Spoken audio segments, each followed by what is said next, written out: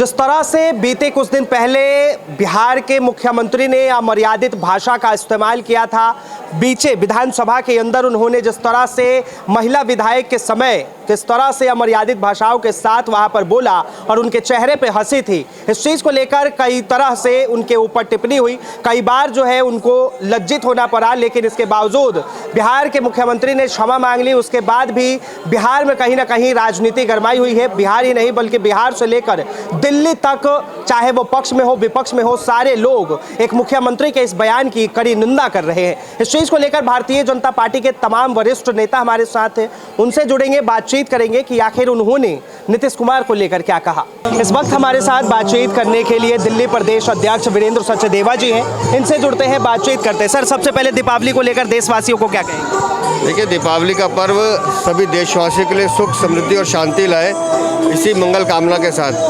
और जिस तरह से माननीय प्रधानमंत्री जी के नेतृत्व में देश प्रगति पथ पर चल रहा है, ये दीपावली आने वाले समय में और हमें प्रगति पथ पर लेके जाए, उनके नेतृत्व में यही मंगल कामना। एक सवाल और रहेगा सर, जिस तरह से दीपावली को आप खुशियों से भरी त्यौहार बता रहे हैं, ऐसे में बिहार के मुख्यमंत्री ने एक अमर्यादित बयान दिया है, उसको लेकर क्या? बहुत निर्लज्जता भरा बयान है, शर्मनाक है और उनसे ऐसे बयान की उम्मीद नहीं की जा सकती। ये बयान माफ़ी करने लायक नहीं है, उन्हें इस्तीफा देना चाहिए, उन्हें सार्वजनिक जीवन से संन्यास लेना चाहिए। चुनाव में जनता जवाब देगी? पूरे देश की महिला शक्ति उनका जवाब दे रही है, चुनाव में उनका सुपड़ा साफ है। इस वक्त हमारे साथ बातचीत करने के लिए भारतीय जनता पार्टी से वरिष्ठ नेता बांसुरी स्वराज जी हैं, उनसे जुड़ते हैं, बातचीत करते हैं। मैम, जिस तरह से बिहार के मुख्यमंत्री ने विवादित टिप्पणी दी है, उस पर क्या कहेंगे? मैं कहूँगी कि कुछ पाप अक्षम्य होते हैं। जो नीतीश जी ने अभद्र भाषा का प्रयोग करा और जितने अश्लील तरीके से उन्होंने विधानसभा की भी गरिमा गिराई और नारियों का अपमान कराई, एक अक्षम्य पाप है। माफ़ी मांगने से कुछ नहीं होगा, इस्तीफा देना पड़ेगा।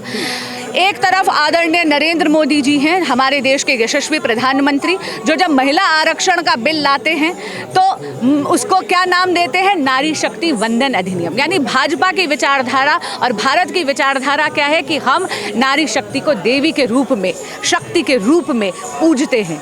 और दूसरी तरफ नीतीश जी की जो अभद्र टिप्पणी थी, उसने नारियों को केवल एक भोग की वस्तु में देखा। उन्होंने महिला शिक्षा का भी महत्व एकदम जीरो कर दिया, उसको धूल में मिला दिया। आप ये देखिए कि विपक्ष का जो अलायंस है, इंडिया अलायंस, ये राजनीतिक स्वार्थ पे इतना ज़्यादा टिका हुआ है कि जब सनातन पर अभद्र टिप्पणी होती है तो अलायंस पार्टनर्स मौन साध लेते हैं, और जब नारियों का अपमान होता है तो राबड़ी देवी जी स्वयं महिला नेता होने के बावजूद एक जस्टिफिकेशन करती हैं। इसको देख के मन बहुत व्यथित होता है। इसको लेकर बिहार के उप मुख्यमंत्री भी सफाई दे रहे, कह रहे कि नीतीश कुमार जी की ऐसी मंशा नहीं थी, उनके मुंह से गलती से निकल। देखिए, किसी भी प्रकार का जस्टिफिकेशन ना आपके मन को सांत्वना देगा ना मेरे मन को सांत्वना देगा, क्योंकि ये जो वाकया था ये इतना दुर्भाग्यपूर्ण था और इतना ज़्यादा मन को दुखी करने वाली बात नीतीश जी ने करी कि इसके लिए कोई जस्टिफिकेशन हो नहीं सकता।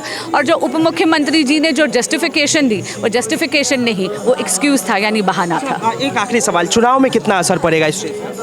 देखिए, मुझे लगता है भारत की जनता बहुत जागरूक है और जिस तरह निरंतर विपक्ष प्रहार कर रहा है, कभी सनातन धर्म पे, कभी नारियों का अपमान कर रहा है, और भारत की जनता ये भी जानती है कि इनका कोई राजनीतिक विचारधारा नहीं है, ये केवल अपने स्वार्थ पे, एक राजनीतिक स्वार्थ को सुधारने के लिए अलायंस में आए हैं। तो मैं जानती हूँ कि दोबारा से प्रधानमंत्री मोदी, यशस्वी प्रधानमंत्री, भारत के तीसरी बार बनेंगे और भाजपा की पूर्ण बहुमत की सरकार आएगी। इस पर सरकार भी बदलेगी? जी, आशा बिल्कुल है और जनता से ये अपील है कि बिहार में अगर आप विकास चाहते हैं, प्रगति चाहते हैं, तो कृपया सरकार बदलिए। तो आपने सुना तमाम लोगों को, तमाम नेताओं को किस तरह से बिहार के मुख्यमंत्री को घेरते हुए नजर आए और जिस तरह से उन्होंने अमर्यादित भाषा का इस्तेमाल किया। उसके बाद लगातार उनके ऊपर कहीं ना कहीं, चाहे वो अमेरिका के सिंगर हो या फिर विपक्ष में हो या पक्ष में हो, तमाम लोग, कोई सफाई दे रहा है तो कोई उन्हें घेरने में लगा है। यहाँ तक की बात कही जा रही है कि अब